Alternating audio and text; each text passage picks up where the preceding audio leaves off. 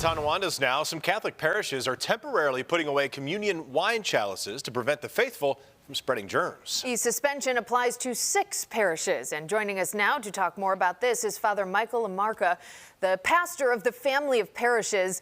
Father, thank you so much for joining us. Absolutely. All right, let's talk about this. How did this come to light, and who came up with this idea, and why now? So over the last couple of weeks, of course, with the Christmas holiday, New Year's, and all the gatherings, sometimes it's very obvious when you're at the altar. You can hear all the coughing and the sneezing going on, and so it's been in the back of your head.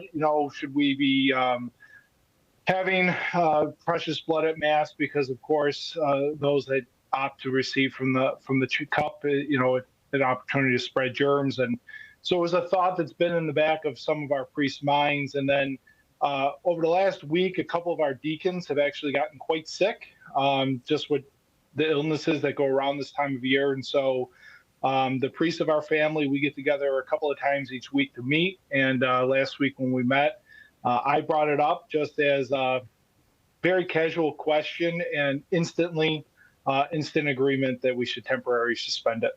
Father, is this the first time you guys have taken that step? I feel like back during the pandemic, certainly at the height or even at the beginning of it, there was a lot of folks who were concerned about this as well. And some churches did put this on the shelf at that time. Did you guys also do that, and how did it work out? Yeah, so even before the pandemic, I can remember, I've been ordained for 7 years now. I can remember when I was in seminary, and even when I was first ordained, I can remember times when the diocese would come out with recommendations because of flu season and such, about temporary suspending distribution of the precious blood at Mass. Certainly during the pandemic, the directives came out from the diocese that it should be the practice, and it was. So it's not the first time. And right now, we weren't given direct directives from the diocese. This was something that we enacted on our own here in our family of parishes. So what will communion look like now, Father?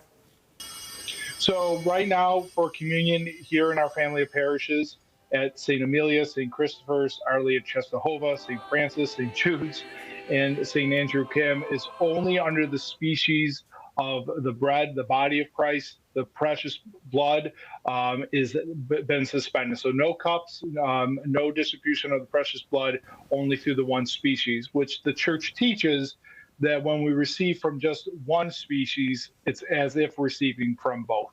What's been the response, Father, from some of the faithful? I imagine just looking at the letter that you all had sent out, you acknowledge the fact that some are very devout to this practice. So what's the response, knowing that you're doing this for the health of the flock, if you will? It's been welcomed. You can almost see it when you're announcing it at Mass about the change. You can see people nodding their head and smiling in agreement. There are those that receive devoutly are concerned about how long this will be the practice, and we don't know how long. We're going to play it by ear. There are those that would wish that we could just leave it up to each individual, and I agree. I wish that we could just leave it up to the individual, but then we also have to keep in mind how much precious blood we are consecrating at Mass. And then someone still has to consume that, whether it's the priest or the deacon. So we're also looking out for our own health as well. But the response has been positive. Those that are concerned about our decision, they've brought their concerns to us, and I appreciate that. I welcome that. I've had good communication with some of those parishioners, and I just let them know this is temporary. This isn't permanent. This is something that we're just doing right now for the good of everyone in our congregations. All right, Father Lamarca, thank you so much. I'm sure you'll let us know when this kind of goes back to normal as well, and we'll let the viewers know. Thank you very much for having me. All right, let's